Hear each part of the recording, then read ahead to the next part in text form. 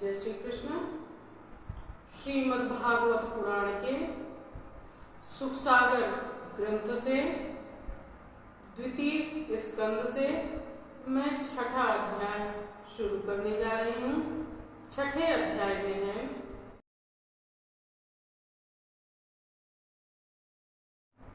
विराट रूप की विभूतियां ब्रह्म कही सिहाय, जे विधि उत्पन्न होत है सृष्टि जगत समूझाए। ब्रह्मा जी का नारद से विराट भगवान द्वारा सृष्टि उत्पन्न वर्णन करना बताया गया है। ब्रह्मा जी बोले, हे नारद, विराट भगवान के मुखारविंद से वाणी तथा अग्नि की उत्पत्ति हुई है। गायत्री, त्रिष्टुप, अनुष्टुप, दाष्टिक, बृहति, पंख तथा जगत में सातों छंद विराट भगवान की 7 धातुओं से उत्पन्न हुए हैं। अन्न, रस, रसना तथा उनके अधिष्ठाता वरुण देवता विराट भगवान की जीव में उत्पन्न हुए हैं। 5 प्राण वायु, प्राण, अपान, व्यान, उदान तथा समान वायु विराट भगवान के नासा छिद्र से उत्पन्न हुई हैं। दोनों अश्विनी कुमार औषधियां तथा गंध प्राणेंद्रिय से उत्पन्न हुई हैं। नेत्रों से तेज और रूप गंध हुआ है तथा दोनों नेत्र गोलोक, सूर्य और स्वर्ग लोक की उत्पत्ति स्थान है। कानों से संपूर्ण तीर्थ तथा दिशाएं उत्पन्न हुई हैं। श्रोत्रेंद्रिय से शब्द तथा आकाश की उत्पत्ति हुई है। संपूर्ण यज्ञ वायु तथा स्पर्श उनकी त्वचा से उत्पन्न हुए हैं। वृक्ष, औषधि, पुष्प उनमें रोमों से उत्पन्न हुए हैं। बिजली, बादल, पत्थर, लोहा आदि संपूर्ण यज्ञ उनके केशों तथा नखों से उत्पन्न हुए हैं। भुजाओं से लोकपाल उत्पन्न हुए हैं। भू, भुव, स्व तीनों लोक उनके चलने से उत्पन्न हुए हैं। भगवान विराट पुरुष का लिंग स्थान प्रजापति, वीर तथा सृष्टि का आश्रय स्थान है।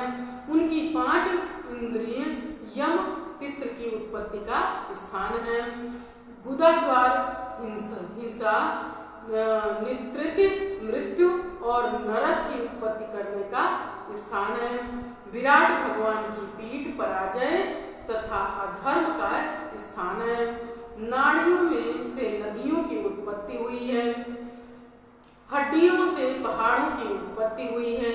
हे नारद, मैं शंकर तथा तुम्हारे भाई सनकादिक, तुम धर्म देवता, दैत्य, मनुष्य, नाग, पक्षी, स्वेदज, अंडज, जराजुग आदि सभी प्राणी, पितर, सिद्ध नाग, आकाश आदि संपूर्ण भूत, नक्षत्र, ग्रह आदि सब विराट भगवान से ही उत्पन्न हुए हैं। वे स्वयं प्रकाश विराट भगवान की ही संपूर्ण ग्रह, नक्षत्रों तथा भूतों को प्रकाशित करते हैं। वे संपूर्ण लोक भूत प्राणी विराट पुरुष में समाये हुए हैं तथा विराट पुरुष उनमें समाये हुए हैं।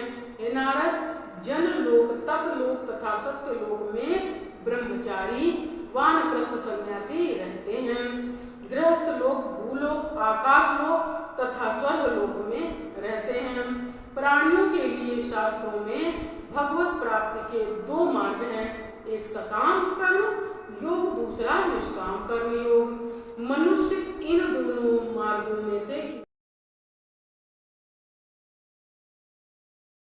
किसी एक मार्ग का आश्रय लेकर भोग तथा मुक्ति को प्राप्त होते हैं। हे नारद, उन विराट भगवान की नाभि से कमल उत्पन्न हुआ है और उस कमल से मेरी उत्पत्ति हुई है। जब मैं उत्पन्न हुआ तब अकेला ही था।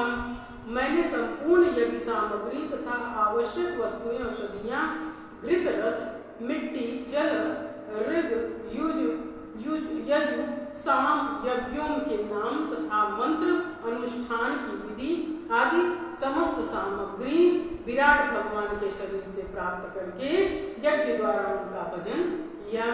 तदंतर तुम्हारे भाइयों ने उन विराट भगवान की पूजा की। भगवान पुरुष प्रकृति गुणों से रहित होते हुए सृष्टि रचने के लिए अपनी माया से उन्हीं भगवान की इच्छा से मैं उत्पन्न होकर सृष्टि रचता हूँ।